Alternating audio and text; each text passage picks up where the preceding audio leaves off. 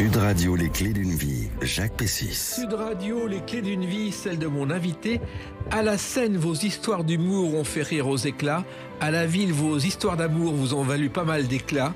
Vous démontrez aujourd'hui dans un livre qu'à l'inverse de votre réputation de méchant, vous êtes un homme de cœur. Bonjour Stéphane Guillon. Bonjour Jacques. Alors vous publiez Fini de rire chez Albin Michel, un livre confession. Vous racontez l'homme tel que vous êtes, mais l'homme tel que vous êtes, on va le découvrir aussi, c'est le principe des clés d'une vie à travers des dates clés, et évoquer bien sûr ce livre qui est un livre étonnant et où on découvre vraiment l'homme que vous êtes. Alors, j'ai trouvé plusieurs dates et la première que j'ai trouvée, elle ne vous correspond pas directement, mais elle est importante dans votre vie. C'est le 5 février 2007. Ce jour-là, à Londres, chez Sotheby's, une toile est vendue 6 49 636 €, la foire aux oignons de Raoul Dufy, qui est un record. Et je pense que ça vous parle, Stéphane Guillon. Oui, parce que mon grand-père était le marchand de Raoul Dufy. Il a fait le catalogue des peintures et des aquarelles. Ma mère a fait le catalogue des dessins. Et ma mère est encore en activité. Et c'est vrai qu'elle a comment on dit, la main, c'est-à-dire que elle a l'autorité. Elle a autorité sur les certificats. C'est-à-dire que si vous avez la chance de posséder un dessin, une encre de Dufy, il vous faut le certificat de ma mère. C'est extraordinaire. Le certificat d'authenticité. Et il faut savoir que Dufy, parmi toutes ses toiles, il a réalisé au pavillon de l'électricité à l'exposition universelle de 37 la plus grande peinture existante au monde, qui était la fée électricité. Ouais. Ça a marqué une époque, ça. Oui, parce que c'était la première. Après, ça a été plus la mode des grandes peintures, mais c'est vrai que Dufy a ouvert la brèche, quoi, aux grandes toiles. Alors, je crois que votre grand-père, Maurice Lafaille, avait commencé avec une galerie de tableaux sous l'occupation. Oui. Il a même fait plusieurs catalogues sur Dufy et un livre autour de ce sujet. Ça s'appelait, si ma mémoire est bonne, Chronique d'une galerie d'art sous l'occupation. Exactement. Oui. Et c'était vraiment... à l'époque, Dufy était connu, mais pas autant qu'aujourd'hui. Non, mais alors, ce qui est un peu dommage, j'en ai parlé récemment avec ma mère, c'est que la cote de Raoul Dufy baisse. Curieusement. Et c'est assez... Oui, et en même temps, vous voyez, j'en parlais avec mon ami Jean Benguigui, qui avait une très belle bibliothèque et qui a dû s'en séparer parce qu'il a emménagé dans un appartement plus petit. Et Jean m'a dit, les livres, ça n'intéresse plus personne, les beaux livres. Et je crois que la peinture, et une certaine peinture, les gens, malheureusement, n'ont plus la culture et le goût pour ça. Oui. Et donc, les gens qui aiment Dufy disparaissent. Et la cote, malheureusement, baisse. Ouais, espérons que ça remontera. En tout cas, il faut savoir que Dufy a failli ne jamais faire de la peinture, puisqu'au départ, il chantait, il a baigné dans la musique plus que dans la peinture, avec, je crois, un père qui était maître de chapelle. Écoutez, vous m'apprenez quelque chose. Voilà. Et son frère était organiste. Voilà. Ouais. Alors, il se trouve aussi que votre père, qui était conseiller en gestion au patrimoine, a signé une encyclopédie des placements qui s'appelle Le Guillon. Oui. C'est assez étonnant. Ça n'a rien à voir avec votre univers. Non. Et c'est sur la défense. Et ce livre, d'ailleurs, je vous le signale, est à vente à 13,90 € sur Amazon. Et un autre livre sur la gestion de patrimoine est à 7,90 €. Ouais, ça lui fera plaisir. Voilà. Alors, effectivement, vous avez baigné dans la peinture dès votre enfance. Et votre mère a été, vous le dites dans ce livre, Fini de rire, la première femme de votre vie, Stéphane Guillon. Oui, j'avais un amour inconditionnel pour ma mère et qui faisait que je n'arrivais pas à la quitter. Et je pleurais systématiquement quand j'allais à l'école. Alors le premier jour, c'était normal de pleurer. Tous mes copains pleuraient. Mais le deuxième jour, je continuais à pleurer. Et ça, jusqu'à la fin, jusqu'au mois de juin, si vous voulez, où là, ma mère n'en pouvait plus. Et je pense, comme je le raconte dans ce livre, que cet attachement originel, sans faire de la psychologie de bazar, cet attachement originel a marqué finalement tout mon schéma affectif, on va dire ça comme ça. Et d'ailleurs, le cauchemar, c'était la fin des vacances où il y avait les cartables qui réapparaissaient dans les grands magasins. Ouais, mais ça l'est toujours. Au mois d'août, quand je vois les cartables et les trousses vers le 15 août, je me sens pas bien. En revanche, vous êtes tombé amoureux d'une maîtresse. Oui, mademoiselle Garzolino, que je trouvais extrêmement belle, et j'étais un tout petit garçon, j'avais 4-5 ans, et elle a remplacé ma mère dans le sens où je suis tombé follement amoureux d'elle. Et vous racontez dans ce livre que vous avez gagné un concours qu'elle avait organisé avec une feuille d'arbre. Ouais, j'en ai même fait un sketch, parce qu'il fallait trouver la plus grande feuille morte, et là je la trouve enfin, et il y a un môme qui m'arrête dans la cour et qui me dit « Fais voir ce que tu as dans la main ». Il la prend, il la déchire. Alors je fonds évidemment en larmes. Et ma maîtresse a rescotché cette feuille, l'a attachée, elle l'a épinglée au mur. Et j'ai gagné le concours de la plus grande feuille morte. C'est le seul concours de ma vie que j'ai gagné, Jacques, vous voyez, hein, pas d'Oscar, pas de César, rien. Mais pas de Molière. Mais concours de la feuille morte, c'est moi. Voilà. Mais en même temps, ça venait du cœur, donc c'est le plus important. Absolument. Alors, il se trouve qu'aussi, un des souvenirs de votre enfance, c'est un autocollant jaune au volant La vue, c'est la vie. Vous savez d'où ça vient, cet autocollant ? Non. C'était l'ORTF et la prévention routière qui avaient monté une campagne et aujourd'hui, il se vend, il est recherché par les collectionneurs. C'est pas vrai ? Oui. J'aimerais bien le retrouver. Voilà, c'est assez. C'est une Madeleine de Proust. Voilà, on en trouve sur Internet. Ah bon ? Oui. Et c'était quoi cet autocollant ? Vous l'avez donné ? Non, mais c'est l'épicier en face qui m'appelait mon copain. Comment il va, mon copain ? Et j'étais tout petit et il avait une pile d'autocollants au volant. La vue, c'est la vie. Je me souviens du volant de sport, un autocollant jaune. Et il m'avait donné cet autocollant. Et pour moi, c'était un cadeau qui n'avait pas de prix, quoi. Oui, le seul prix d'ailleurs que vous ayez à l'époque, je crois que c'était le prix de bonne volonté. Oui. J'étais à Sainte-Croix-de-Neuilly et j'étais totalement, tout de suite, j'étais largué par l'école. J'étais inapte au système scolaire. C'est resté jusqu'à la fin. Et c'est vrai que j'étais très mauvais partout. Et on me donnait le prix de bonne volonté, qui était une sorte de prix pour quelqu'un qui n'a rien gagné, quoi. Ouais, un lot de consolation. Un lot de consolation. Et il y a quand même un bon souvenir dans cette époque, c'est une émission de télévision. Jeux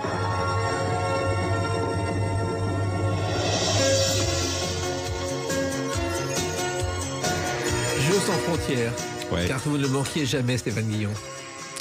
On regardait ça chez mes grands-parents paternels et c'est vrai que ces concours de vachettes nous réjouissaient. Mais la télévision, c'était magique à l'époque, hein. C'était en noir et blanc, c'est quelque chose de... On n'avait pas tout ce qu'on a aujourd'hui, on n'était pas sollicité comme on l'est aujourd'hui.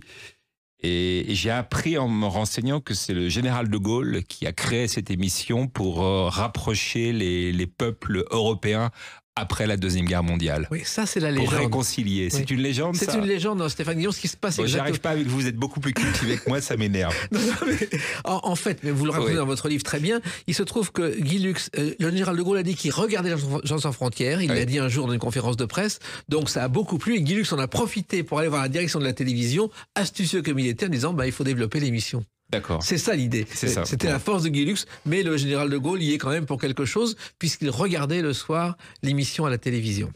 Alors, effectivement, l'école, ça n'a pas été un bon souvenir.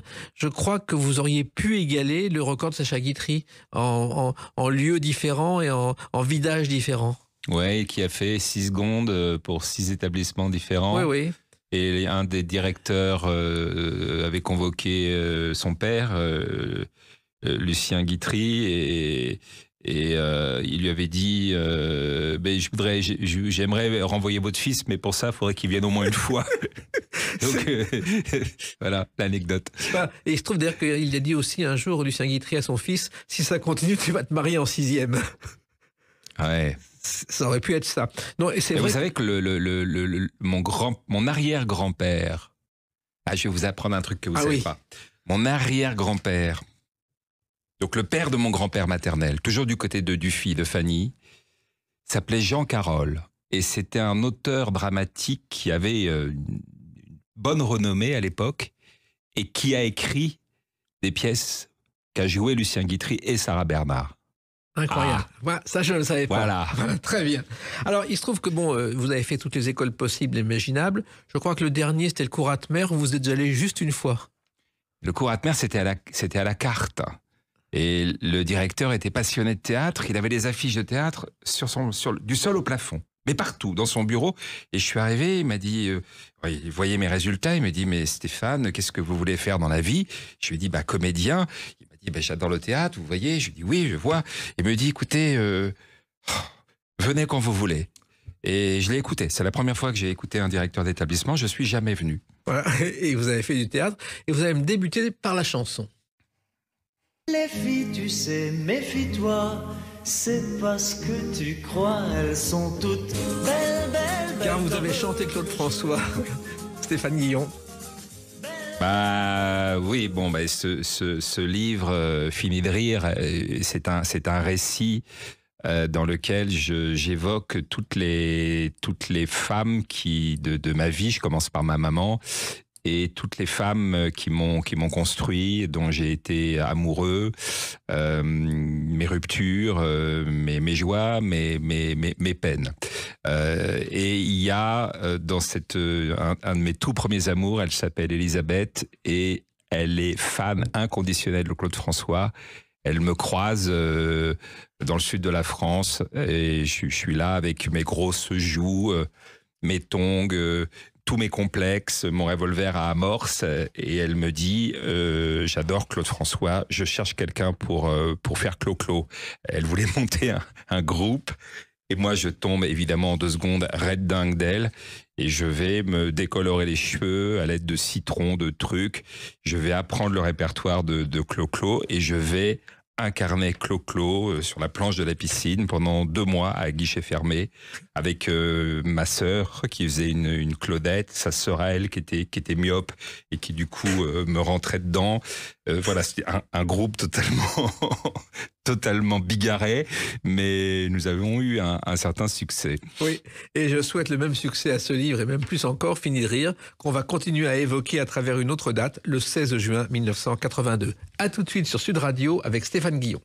Sud Radio, les clés d'une vie, Jacques Pessis. Sud Radio, les clés d'une vie, mon invité Stéphane Guillon avec ce livre Fini de rire chez Albin Michel, que je recommande à celles et ceux qui nous écoutent parce qu'on découvre le vrai Stéphane Guillon au-delà de l'humour qu'on vous connaît. Alors on évoque votre parcours, on a évoqué vos débuts avec notamment Claude François, et le 16 juin 82, ce sont vos débuts au cinéma dans ce film.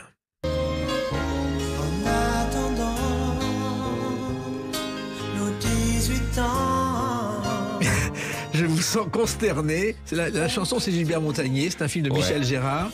Et ce sont vos débuts au cinéma, même si le film n'est pas resté dans les mémoires. Non, mais je dirais qu'à l'époque, c'était l'époque où on faisait les films pour 70 000 francs et ils restaient pas dans les mémoires. Oui. Voilà. Mais il y avait quand même Darry Cole et Michel Galabru dans ce film. Oui, donc, et Philippe Castelli et Jackie Sardou aussi. Et Philippe Castelli, le regretté Philippe Castelli, Jackie Sardou, Ariel Bess, qui était la jeune comédienne de Beaupère. Et puis tout un tas de jeunes dont je faisais partie, mais c'était mon tout premier film. Voilà, c'était une histoire d'un lycéen qui déploie tous ses charmes pour... Ouais. Non. Mais Michel Gérard, d'ailleurs, qui est toujours vivant, qui a 91 ans, a fait des films comme Salut les Frangines, Les Sur-Deux de la Première Compagnie. Enfin, c'est une époque particulière. C'est une époque, on l'embrasse. Alors, vous avez décidé d'apprendre le métier d'acteur, et pour ça, vous avez commencé dans un cours qui est le cours de Raymond Girard, qui était un ami de Belmondo, je crois. Raymond Girard, c'était le professeur de Belmondo. Oui. Ça a été le premier cours de Belmondo, rue Vavin. En quittant l'école alsacienne. Ouais, à 14 ans, je crois. Oui. Qu'est-ce qu'on peut ajouter à ça? Que vous êtes arrivé là-dedans et que vous avez fait une audition en partant d'un texte très précis. Écoutez. Pourquoi j'ai monté Don Juan? C'est une question que je ne m'étais pas posée. Il est étrange, assurément, de Louis demander Jouvet qui parle de Don Juan, et Don Juan de Louis Jouvet, ça a été primordial dans votre vie, Stéphane Guillon. Bah, c'est-à-dire que j'avais envie d'être acteur, mais je n'avais aucune culture théâtrale. Je ne connaissais rien. J'avais 17 ans, j'avais été totalement déscolarisé, et ma mère possédait un disque qui était Don Juan, mis en scène par Louis Jouvet, et je l'écoute sur tourne-disque. Et j'apprends, même pas Don Juan, j'apprends le rôle de Don Louis, le père de Don Juan. Et comme vous le savez peut-être, je suis aussi un peu imitateur. Oui. Je vais prendre toutes les notes de l'acteur en question. Et quand je passe l'audition, je vois que mon professeur est consterné et il me dit c'est très étonnant car il existe un disque qui a été édité chez Pathé, mais tu ne peux pas connaître ce disque. et tu as exactement les intonations de ce comédien. Est-ce que par hasard, tu aurais entendu un jour dans ta vie cet enregistrement? Et moi, je ne peux pas lui dire la vérité, donc je mens comme un arracheur de dents. Et je lui dis, mais absolument pas, monsieur, je ne connais pas ce disque. Donc je suis entré dans ce cours, j'étais admis dans ce cours sur un mensonge. Ce qui est pas mal, puisque l'art du comédien, c'est de mentir. Voilà. Et d'ailleurs, en parlant de ce disque, Louis Jouvet disait qu'il avait voulu remettre cette pièce au goût du jour pour les contribuables, les électeurs et les bacheliers français. Bah voilà. C'est l'esprit de Jouvet. Bah écoutez. Et c'est vrai que vous avez comme ça appris votre métier. Pendant 1 an, vous êtes resté dans ce cours pendant 1 an, Stéphane Guillon. Oui, parce que sans être désobligeant vis-à-vis du professeur de l'époque... que vous évoquez dans ce livre, d'ailleurs. Que j'évoque dans ce livre. Je sentais, si vous voulez, que c'était pas un grand professeur. Et on le sentait tous, hein, parce qu'on est malin quand même. Oui. Donc on le sentait tous, et j'ai très vite été chez Jean-Laurent Cochet. Et entre-temps, vous avez quand même connu un grand acteur, qui est Laurent Terzieff, qui était tous les soirs dans un café voisin. Au Vavin, oui. Il jouait au Lucernaire et il m'impressionnait. Il était dans une sorte de silence monacal et je le vois encore picorer des olives et boire un petit verre de rouge ou de blanc. Et je le regardais comme un mythe, quoi. Il était déjà habité avant de rentrer sur scène. Ce qui est étonnant avec Laurent Terzieff, et sa sœur m'a téléphoné il y a quelque temps en me disant « Je n'arrive pas à trouver d'éditeur pour rééditer les livres de Laurent Terzieff, ça n'intéresse plus personne. » C'est quand même dramatique. On en revient à ce qu'on disait tout à l'heure hors antenne, quoi. Voilà. C'est aujourd'hui, Terzieff, c'est un nom hélas oublié qui j'espère reviendra. Alors, Jean-Laurent Cochet, c'était quand même aussi très différent du cours Raymond Girard. C'est un professeur notamment qui a un chien à côté de lui toujours. Et c'était pas toujours facile pour vous, Stéphane Guillon. C'était facile pour personne. Il avait un chien qui s'appelait Pin-Up et pendant les scènes, quand on passait nos scènes, parfois, quand il était consterné, il regardait sa chienne, il disait « On s'emmerde, hein, Pin-Up, on s'emmerde ». Et donc voilà, c'était un immense professeur. C'était un monstre sacré, dans le sens premier du terme. Sacré et monstrueux aussi. Et vous, face à lui, bon, vous êtes en basket, vous n'êtes pas l'élève modèle pour Jean-Laurent Cochet. Non, mais je crois qu'il aimait bien ce côté chez moi un peu frondeur et pas dans le moule. Oui. Donc, il y avait un truc, j'étais une énigme pour lui. Donc ça l'amusait beaucoup. Hein. En même temps, vous essayez de jouer des rôles dramatiques et ça marchait pas du tout. Non, c'est consternant. Et tous les jeunes premiers, j'étais mauvais comme un cochon. Cochet était désespéré. Il m'avait filé Fortunio, de Musset, Perdican, les jeunes premiers de Molière, Cléante. Et c'était une catastrophe à chaque fois. Et un jour, il me dit, écoute, essaye de jouer la Flèche dans la Var. Et la Flèche est un mauvais garçon. Et je campe un voyou comme ça, avec une sorte de gouaille, les mains dans les poches. Et je fais rire, pour la première fois, une salle, un auditoire. Et Cochet me regarde et me dit « On a trouvé ton emploi. Tu n'es pas un jeune premier, tu es un valet de comédie. » Et Cochet avait ce talent-là pour dénicher chez les gens leur emploi. Et vous imaginiez, Stéphane Guillon, vous pouviez faire rire? Non, je faisais rire ma sœur, je faisais rire en classe, mais faire rire une salle, je crois que c'est différent. Et non, je n'en avais pas conscience. Vous n'imaginez pas en faire votre métier un jour? Du tout. Parce qu'au départ, vous fréquentez les grandes librairies classiques, vous fréquentez tous les théâtres possibles et imaginables pour devenir un comédien classique. Mais au départ, moi, je veux être Gérard Philippe, je veux être Jean Marais, je veux faire des films de cap et d'épée, je veux être James Dean. Mais voilà, puis finalement, je vais me résoudre à me dire que non, que voilà. Je suis un comique. Et vous évoquez dans ce livre aussi les exercices de diction obligatoires pour les comédiens. Oui, mais j'ai beaucoup travaillé ma technique, j'ai beaucoup travaillé ma diction, ce qui m'a servi parfois, notamment paradoxalement lors de ma période France Inter, où parfois l'invité politique arrivait et me voyait dire des horreurs sur lui. Il était là, je le voyais, vous voyez sa tête dans le hublot. Et j'avais, grâce à Dieu, cette technique qui faisait que je ne perdais pas mes moyens, que je restais dans mon rythme, dans ma voix. Et l'articulation, cette technique que j'ai acquis m'a souvent sauvé. On appelle ça la virlangue. Et c'est un monsieur qui s'appelait Antonin Perbosque qui a francisé une expression languedocienne, ta langue a fourché. Et c'est comme ça que c'est devenu la virlangue pour évoquer les exercices de diction. Bah voilà. Et ça vous sert encore aujourd'hui. Mais ça me sert tout le temps. Je pense être un acteur classique.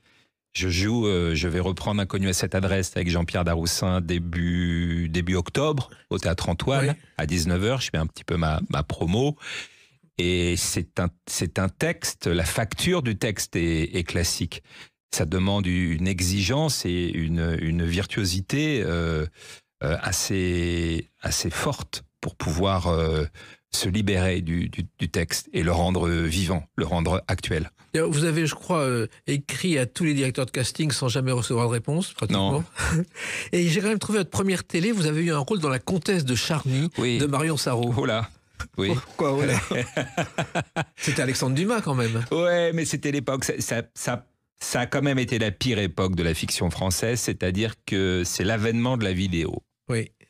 Et donc, pour faire des économies, on tournait en vidéo. Ce qui fait que toute cette période-là, finalement, est passée à la poubelle.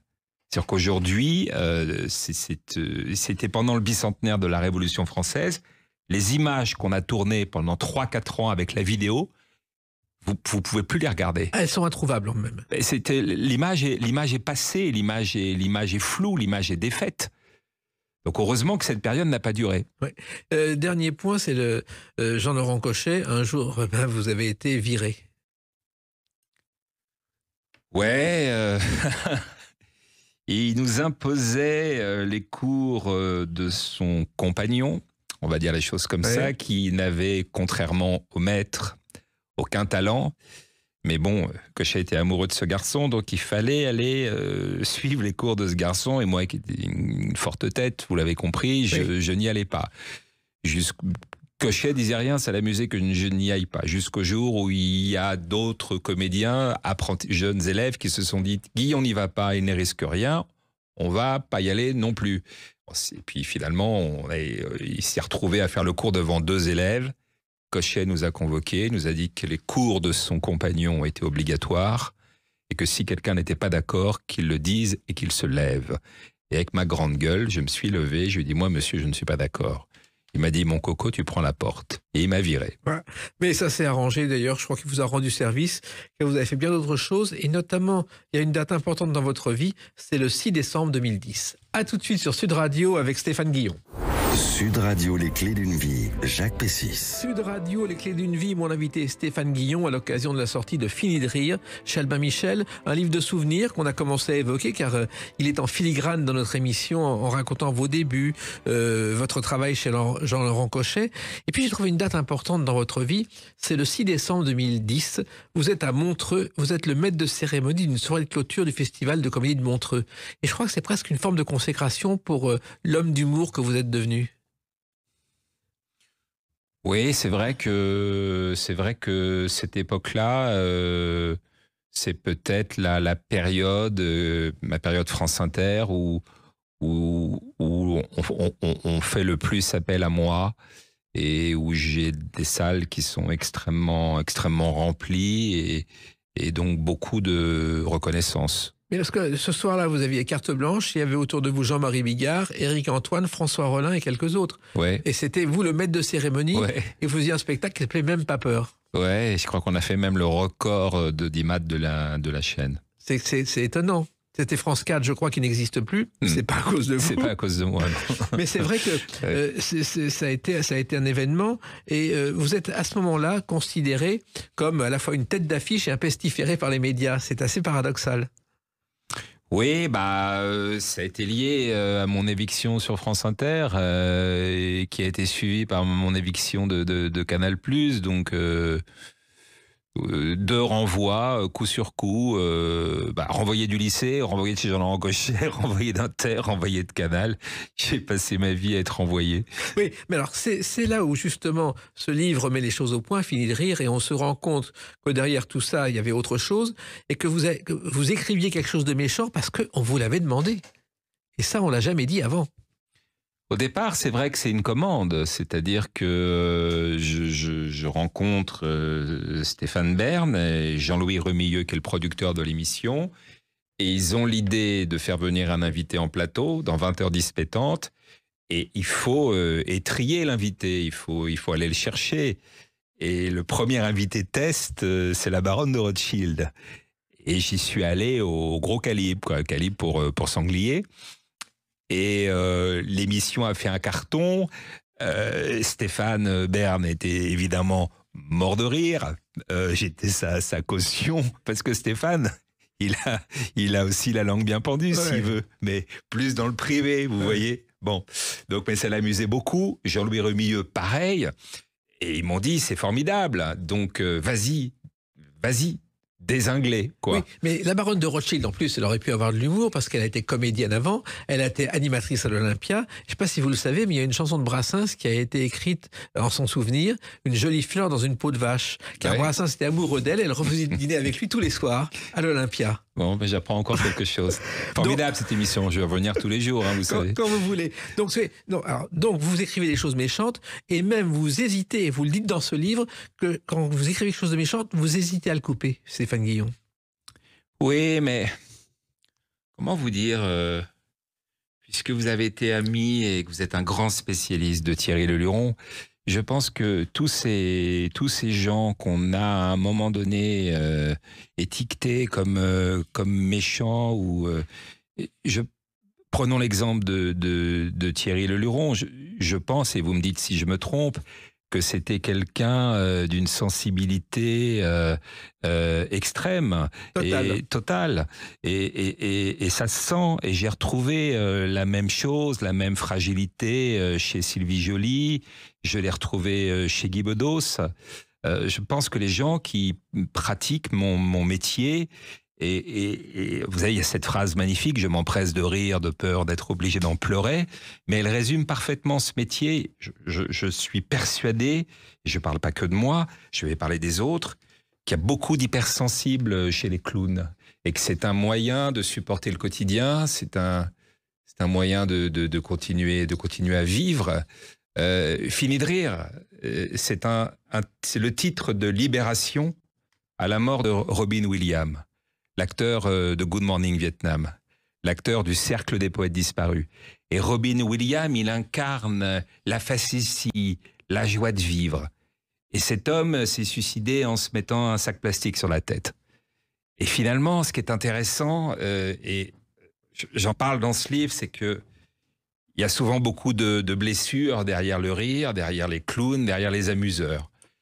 Alors on veut pas le voir parce que c'est pas sexy. Mais c'est la vérité. Et pour avoir croisé une fois Coluche, je me souviens de quelqu'un qui était d'une tristesse abyssale. Complètement. Voilà. Et il allait jusqu'au bout de son désespoir en invitant des copains chez lui le soir tard parce qu'il voulait pas être seul. C'était un désespéré. Donc vous regrettez, et finalement avec le recul, vous dites dans ce livre que vous avez quand même quelques remords d'avoir fait tout ça.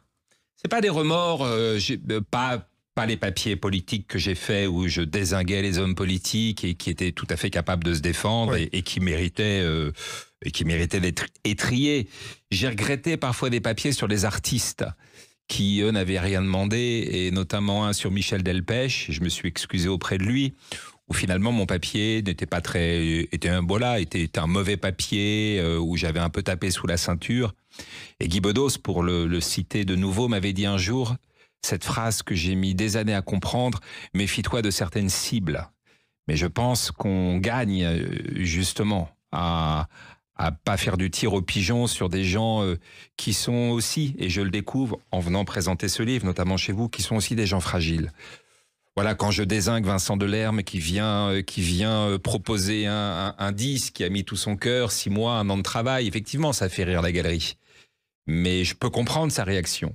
Parce que derrière, il y a tellement d'investissement. Puis d'un coup, vous avez un mec, un bouffon, un comique, venu de nulle part, qui vous dézingue en 3 phrases. C'est exactement ce que disait Maurice Kiegel pour la critique, en disant dans VSD, quand il a créé le journal, il n'y aura jamais une critique négative, on ne parlera pas d'un livre qu'on n'aime pas, parce que même si c'est pas bon, il y a eu des années de travail derrière. Oui, après, je vous dirais que les gens qui venaient à 20 heures dispétantes, ils savaient que j'étais là, ils acceptaient aussi le contrat, mais Avec les années, je fais plus attention aux gens qu'avant. Alors, il se trouve aussi que le point de départ de vos sketchs n'avait rien à voir avec 20h10 pétantes. C'était un sketch sur un électricien à la retraite, Maurice Pinault, qui était un voisin. Ouais. Et qui était un électricien à la retraite, et à chaque fois qu'il me croisait dans l'escalier, il disait « Ah, monsieur Guillon, le show business, je connais bien, j'ai refait l'appartement de Sim en 70. » Il commençait toujours comme ça, par cette phrase. Et alors moi, j'ai repris cette première phrase qui faisait beaucoup rire en salle, et j'en ai fait un personnage réac, raciste, espion, etc. Sale type, sale bonhomme. Et évidemment, M. Pinault est venu me voir en spectacle, il s'est reconnu et il était catastrophé. Il m'a dit, vous auriez pu au moins changer le nom, M. Guillon. Et je lui ai dit, mais ouais, mais bon, Pinault, quand on s'appelle Pinault, c'est pas un nom qu'on change. Et alors, ce qui est étonnant, c'est qu'effectivement, il a été électricien, qu'il a refait l'appartement de Sim, mais le père de Sim était électricien du réalisateur Abel Gans, et il a tourné les raccords du film Napoléon. Comme quoi, voilà. La boucle est bouclée. La boucle est bouclée. Alors, ce qui a aussi changé votre envie de quitter le classique pour l'humour, c'est une rencontre avec celle qui était la reine du casting, Margot Capelier. Parce qu'elle vous a dit franchement que votre avenir n'était pas dans le cinéma. C'était une grande casting director. Elle a distribué les plus grands films français et européens pendant 3 décennies. Et c'était un personnage, elle n'avait pas sa langue dans sa poche, et elle m'a dit, écoutez, vous n'êtes ni très beau, ni très laid, vous êtes ordinaire, changez de métier. Que fait votre maman? Je lui dis, elle a une galerie d'art, faites comme votre maman. Alors elle a vu que j'étais totalement désespéré par son constat, et elle m'a regardé, et elle m'a donné une clé, finalement. Elle m'a dit, ou alors, écrivez quelque chose par vous-même, proposez quelque chose. Le métier, on ne viendra pas vous chercher. C'est vous qui vous imposerez. Et vous êtes imposé avec une course de lenteur, Stéphane Guillon, parce qu'il a fallu des années depuis le bec fin à votre premier spectacle pour arriver aux grandes scènes. J'ai toujours été un laborieux, et je pense que je continue à être un laborieux. Rien n'est facile pour moi, et je pense aussi que c'est lié à mon caractère. C'est-à-dire? C'est-à-dire que je suis quelqu'un de profondément solitaire, et que c'est pas un métier de gens solitaires, c'est un métier de bande. Et j'ai du mal à aller vers les gens, j'ai du mal à travailler avec les autres. Je pense qu'on fait pas du one-man show par hasard. Alors aujourd'hui, je l'apprends et je suis ravi de partager la scène avec d'autres comédiens, mais ça m'a demandé beaucoup de temps. Alors, il a fallu du temps, même je crois que le petit théâtre de Bouvard, vous avez passé l'audition, ouais. Ça a été une catastrophe, Stéphane Guillon. Ouais, c'était... Bon, il est encore vivant, donc ouais. on va être sympa. Mais ouais, c'était pas le plus cool, et il était tout petit, comme on le sait, et il me dit, allez-y, faites votre texte. Il avait à l'époque 3 téléphones, un machin, il était sans arrêt en train de répondre des trucs, bon, super occupé. Et il y a des déménageurs, c'était à Bobino, qui déménagent un piano, et ils font une pause, et ils posent le piano entre Philippe et moi. Donc Philippe Bouvard disparaît complètement, et j'entends juste sa voix derrière le piano à queue, qui me dit, allez-y, continuez. Alors je continue mon sketch, et j'attends. Pas de réaction. Et là, Bouvard avait été appelé sur un rendez-vous, il était parti. Donc je faisais mon sketch devant un piano posé, 3 déménageurs ou 4 qui reprenaient leur souffle, et plus de Philippe Bouvard. Ah, vous n'avez pas eu une touche avec lui, si j'ose dire. Non. Il y a eu quelqu'un, en revanche, qui a compté dans votre vie. Écoutez. Sur son dernier album, Stomy, il a une chanson où la fille lui dit « Mets la tête dedans ». Tu sais ? Michel Muller. Et là, c'est vraiment aussi un déclic, Stéphane Guillon. Oui, parce que Michel Muller m'a décomplexé. Michel Muller, pour les gens qui le connaissent, c'est un humoriste très noir, qui faisait sur Canal+, qui animait une chronique qui s'appelait « Fallait pas l'inviter ». Il fallait du sang et tout le reste, du vomi, du caca. C'était un humour harakiri, ouais. Si vous voulez, très méchant. Et lui, il m'a demandé de travailler pour lui. Donc c'est aussi lui qui m'a poussé à aller vers cet humour noir. Et ça a marché. Et puis le déclic, ça a quand même été la grande comédie. Ça, lorsque vous êtes allé sur la chaîne Comédie Naissante, avec la grosse émission, pardon, ça a été un déclic. Oui, parce que c'était formidable. C'était un laboratoire. On faisait de la télévision sans pression tous les soirs, donc on apprenait notre métier. Quand vous arrivez sur des chaînes comme Canal+, si vous n'êtes pas bon, la sanction elle est immédiate, vous dégagez. Là, on pouvait quand même se planter, essayer. C'était très artisanal, très foutraque. Et j'ai vraiment fait mes armes durant ces 2 années à Comédie. Vraiment. Et là, petit à petit, l'an que vous êtes a compris, est allé vers le style que vous attendiez. Oui, ça s'appelle trouver son clown et j'aime bien cette expression. J'ai mis du temps à trouver mon style. Au départ, vous imitez les autres. Moi, mes premiers sketchs, c'est du sous-palmade. Et puis après, on finit par trouver sa patte, par trouver son rythme. Et ça met des années. Une fois qu'on a son style, c'est très agréable. Voilà. Et vous le racontez dans ce livre Fini de rire, qu'on va continuer à évoquer à travers la date de sa sortie, le 29 août 2024. A tout de suite sur Sud Radio avec Stéphane Guillon. Sud Radio, les clés d'une vie, Jacques Pessis. Sud Radio, les clés d'une vie, mon invité est Stéphane Guillon. On a évoqué depuis le début de l'émission ce livre Fini de rire chez Albin Michel qui est sorti le 29 août 2024, qui est un livre confession étonnant parce que pour la première fois vous vous racontez l'humoriste et l'homme. Pourquoi avoir aujourd'hui décidé de faire ce livre d'abord, Stéphane Guillon ? Écoutez, c'est l'histoire d'une rupture amoureuse qui a été très très très douloureuse pour moi et je me suis rendu compte à 58 ans que j'avais vécu quand même, que ma vie affective était un champ de ruines, que j'avais fait pas mal de mal autour de moi, que j'avais jamais su finalement me poser. Et j'étais tellement mal que j'en ai profité pour écrire l'histoire de ma vie à travers ces échecs sentimentaux, ces rencontres, mes mariages, mes divorces. Donc c'est une mise à nu, tout en ayant toujours comme souci à chaque page que le rire vienne en comment dirais-je, en point d'orgue. Parce que ce que j'appelle et définis mon humour comme l'humour juif, c'est-à-dire rire de ses échecs, de ses faiblesses, de ses lâchetés, de ses turpitudes. Et je pense qu'il est, enfin on me le dit, qu'il est réussi dans ce sens-là. C'est-à-dire que c'est un livre qui effectivement émeut, parce que beaucoup de gens se retrouvent dans ça, dans ces chagrins qui parfois nous dévastent. Et c'est aussi un livre où on rit beaucoup. Oui, et ça fait des années que beaucoup de gens me disent, et je partage leur avis, que derrière Stéphane Guillon et sa méchanceté, il y a un homme très humain. Et là, vous le démontrez pour la première fois en vous mettant à nu, ce qui est courageux parce que c'est pas évident, Stéphane Guillon. C'est-à-dire que quand vous êtes un personnage public et qu'en plus vous avez comme moi la réputation d'être une forte tête, une grande gueule, quelqu'un qui a toujours dézingué les autres, et que tout d'un coup vous exposez comme ça, c'est compliqué. Il peut y avoir des retours de bâton. Et je pense aussi que les hommes, depuis qu'on est tout petit, on nous dit un homme ça pleure pas, un homme c'est fort. On a été éduqués comme ça, votre génération, la mienne. Et il y a quelque chose de l'ordre de la dévirilisation, tout d'un coup, de dire « Oui, mais moi, à un moment donné dans ma vie, j'ai chuté. J'ai été super mal. » Et le dire, surtout quand, je vous dis, quand on est un personnage, ça me donne chaud, j'enlève ma veste, quand on est un personnage public, avec comme ça une grande gueule, c'est compliqué. Ça.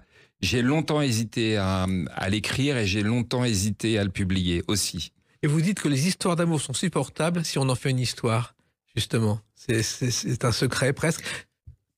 Disons que moi, ça m'a permis c'était vital. Pour moi, ça m'a permis de passer à autre chose. J'avais besoin de le raconter pour moi, pour mes amis, pour mes enfants, qui ont été parfois aussi des victimes collatérales. Et je pense et j'espère aussi pour mon public et les gens qui m'apprécient. Oui, vous dites d'ailleurs que vous êtes l'enfant de vos enfants, Stéphane Guillon. Ouais, j'ai jamais réussi à être adulte et maintenant mes enfants parfois me parlent comme si c'était mes parents et ça m'amuse beaucoup. Bon, je suis quand même père quand il faut être père, ouais. mais c'est vrai que c'est marrant d'ailleurs parce qu'ils ont ce truc, c'est qu'ils ont l'instinct de comprendre que En définitive, c'est assez agréable quand vos enfants comprennent aussi vos fragilités. Alors, il se trouve aussi qu'il y a une expression qui revient souvent dans ce livre, c'est prendre un râteau. Parce que vous avez pris quelques râteaux amoureux dans vos jeunes années, Stéphane Guillon. Bah, comme tous les gens, moi je me définis comme un amoureux, comme un grand romantique. Donc oui, vous prenez des râteaux. Ouais. L'expression, elle vient des années 90. C'est l'image dans un jardin, on marche sur le peigne d'un râteau et on le prend dans la figure. Ouais. C'est ce qui a inspiré l'expression prendre un râteau. Bah, je trouve que l'explication est plus jolie parce que prendre un râteau, c'est assez laid. Oui, c'est assez laid. Ouais, c'est assez laid. Ouais. Mais c'est vrai que vous avez eu des histoires d'amour et je crois que vous avez été un grand voyageur pour ces histoires d'amour. Ah non, mais j'ai fait des choses insensées. On va pas dévoiler tout le livre, mais il y a l'histoire de la rose que je porte de Bois-Colombes à Los Angeles, puis je fais l'aller-retour en 48 heures, Bois-Colombes, Los Angeles. Je raconte cette histoire pour une femme que j'aime, une jeune japonaise. On est en 86, elle est emblématique de ce cœur qui parfois est bien trop gros pour ma poitrine. Voilà. Il y a aussi l'Italie. Vous avez découvert Venise et vous êtes tombé amoureux de Venise alors que vous n'étiez pas là pour tomber amoureux. Oui, je suis tombé amoureux d'une Vénitienne qui s'appelait Barbara, qui était tellement belle et je suis tombé amoureux d'elle. Et puis, on se revoit 6 mois plus tard. Je suis à Venise. Je parle 3 mots d'italien. Elle me regarde. Elle est avec toute sa cour, ses sœurs. Elle me regarde. Elle me dit "Butta via, jette-toi dehors, jette-toi par la fenêtre." Oui, mais il y a de l'eau par la fenêtre. Il y a de l'eau par la fenêtre. J'aurais dû me jeter. Ça aurait été héroïque. Et puis vous avez appris l'italien, mais aussi l'anglais, puisque vous avez passé un an en Californie. J'ai passé un peu moins d'1 an, oui. Mais c'était au départ pour des études. Non, même pas, mais j'ai voyagé pendant 5 ans parce que je suis d'abord tombé amoureux de cette Italienne, et finalement une Américaine, Lauren Brooke, puis une Japonaise. Et pendant 5 ans, je n'ai fait que ça, tomber amoureux et voyager à travers le monde. Et j'étais jeune, j'avais entre 19 et 23 ans. Oui, au détriment de mes études, au détriment du Conservatoire national d'art dramatique, j'avais été admissible, j'ai raté le 2e tour. Voilà, je faisais passer mes histoires, mais malheureusement, je l'ai fait très longtemps. Ma vie sentimentale était la priorité absolue. Voilà. En même temps, il fallait gagner sa vie et vous avez travaillé dans différentes boutiques. Je crois que vous avez même travaillé dans une boutique où vous avez croisé Jean-Paul Belmondo. Ouais, c'était en 83, c'est la grande époque de Jean-Paul Belmondo, le magnifique, et j'étais martyrisé par mon patron et Jean-Paul arrive à la boutique et mon patron qui ne cessait de m'humilier me dit "Guillon, allez voir à l'entresol si j'y suis." Et là, Belmondo dit non, le gamin reste avec nous. Oui. C'est cette phrase magnifique. Et là, Jean-Paul, il achète, mais il achète avec... Il est Jean-Paul Belmondo, il fait le show, tout le monde le regarde dans la boutique, il fait ça avec une gentillesse, une bonhomie. Ce vêtement, ce blouson, telle couleur, telle couleur, telle couleur. Le pull, telle couleur, telle couleur, telle couleur. Il achète pour 70 000 francs de fringues, ce qui était une fortune. Et à un moment donné, mon patron, une tête de con, lui passe une veste en cachemire qui valait 7 000 francs à l'époque. C'était la pièce la plus chère du magasin. Et Jean-Paul dit "Oui, magnifique. Donnez-la moi en 56. Et là, mon patron lui dit non, vous êtes pas si balèze. Vous faites un 54. Non, je fais un 56. Vous faites un 54. Je vous dis que je fais un 56. Toujours avec le sourire. Oui. L'autre insiste lourdement et Bébel lui dit très bien, donnez-moi la 54. Passe la 54, il ramène les 2 avant-bras devant. Et la veste se déchire dans le dos sur toute sa longueur. Il le regarde, toujours avec un grand sourire. Il dit "Vous voyez, je fais un 56. Vous l'imitez parfaitement en plus. Et alors, l'histoire s'arrête pas là parce que je la raconte, je l'envoie à Bébel, je l'envoie à Belmondo. Et il va me répondre. Il y a une lettre chez lui, magnifique. D'abord tapée à la machine, puis manuscrite. Et il me dit "Cher Stéphane Guillon, merci pour cette histoire. Je ne me souviens pas de cette face-ci. J'en ai fait tellement dans mon existence. Bien à vous, avec toute mon admiration, Jean-Paul." Magnifique. C'est magnifique. Mais c'était un immense monsieur. Et humainement, c'était un immense bonhomme. Nous sommes immense. Nous sommes bien d'accord. Alors, j'en reviens à ce livre parce que le fil conducteur de ce livre, c'est cette fameuse histoire d'amour que vous avez vécue avec quelqu'un dont vous ne connaissez pas le logiciel. Et c'est vrai que vous avez vécu un cauchemar, on ne va pas le détailler, mais quand on lit ce livre, vous avez vécu un cauchemar pendant des années en subissant tout, aussi bien la nourriture tibétaine que les fantômes, tout ce qui était possible et imaginable. J'ai été sous emprise pendant à peu près 5 ans de ma vie. Je suis follement tombé amoureux d'une femme qui avait des addictions. Et face à ça, j'ai été totalement démuni. J'ai essayé de la sauver. Et on ne sauve pas les gens, évidemment, vous le savez. Et donc, j'ai chuté. C'est l'histoire de cette chute qui fait qu'un jour, je vais me mettre à écrire pour comprendre, finalement, parce que j'ai ma responsabilité dans cette histoire, pour comprendre l'origine de la chute. Pourquoi tout d'un coup, votre vie se dérègle à ce point-là. Et finalement, ça vous a guéri d'écrire ce livre, Stéphane Guillon ? Oui, ça m'a guéri, ça m'a aidé, et je dois dire en plus que les critiques que je reçois aussi bien de lecteurs que de la presse me font très plaisir. Et vous évoquez dans ce livre aussi, justement, à propos de cette histoire, les fraises Tagada.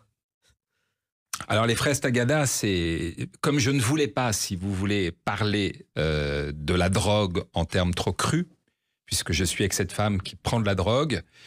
J'ai l'idée de remplacer ça par des noms de bonbons Haribo, dont les fraises Tagada, ce qui rend d'abord la chose beaucoup plus drôle et beaucoup moins crue aussi.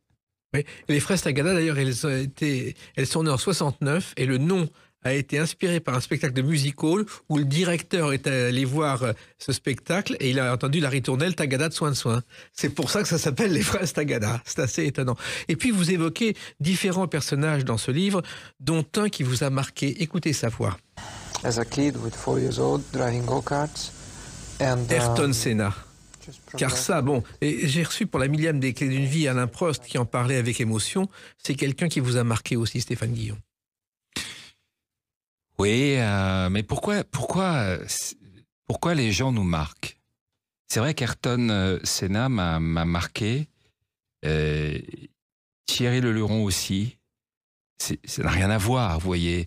Mais il y a des gens comme ça dans la vie qui vous marquent profondément parce qu'ils dégagent une humanité, un sourire, une attitude. Qui vous bouleverse. Je pense que je pourrais appeler ça la grâce. Et je pense que le Luron avait la grâce, Senna avait la grâce. Et après, ce qui rajoute aussi à leur aura, c'est des disparitions brutales, jeunes, à la James Dean, c'est-à-dire des gens finalement qui sont fauchés dans leur jeunesse, dans leurs plus belles années, dans un virage parce qu'un boulon saute, parce qu'on n'a pas fait le bon réglage, d'une maladie qu'on va soigner 5 ans plus tard. C'est aussi, je pense que la tragédie rend aussi ces personnages, ces personnalités, elle les sublime. Alors, il y a quand même dans ce livre une revanche que vous avez prise sur la vie. Vous avez été un élève nul à l'école et pourtant, on vous a appelé un jour parmi les anciens élèves qui ont réussi. Oui. C'est assez étonnant, ça. Hubert Védrine et moi. Oui. Et il ne se rappelle pas que je me suis fait virer parce que j'ai renversé le bureau sur la prof de français. Il ne s'en rappelle pas. Non. Mais il regarde dans les personnalités du lycée et il voit Hubert Védrine, Stéphane Guillon et on se retrouve tous les deux dans la cour et ils sont très très fiers de nous avoir. Alors on demande à monsieur Védrine son cursus. Alors lui, il a fait machin, cagne, hippocagne. Et après on me dit, et vous? Je dis, moi je mens évidemment. Je dis, moi j'ai eu mon bac à Paris. Alors que j'ai arrêté, j'en suis pas fier, attention, mais j'ai arrêté les études très jeune. Alors il se trouve aussi donc que pour l'instant, il y a ce livre qui est sorti, il y a Inconnu à cette adresse au Théâtre Antoine. L'avenir maintenant, Stéphane Guillon. Vous repartez peut-être du bon pied grâce à ce livre. Ça fait un moment, hein. On a fait un gros succès avec Jean-Pierre Daroussin au printemps dernier. La salle était pleine et les critiques étaient très bonnes. Une très belle mise en scène de Jérémy Lippmann. Donc ça, déjà, ça m'a fait beaucoup de bien de renouer avec un succès au théâtre.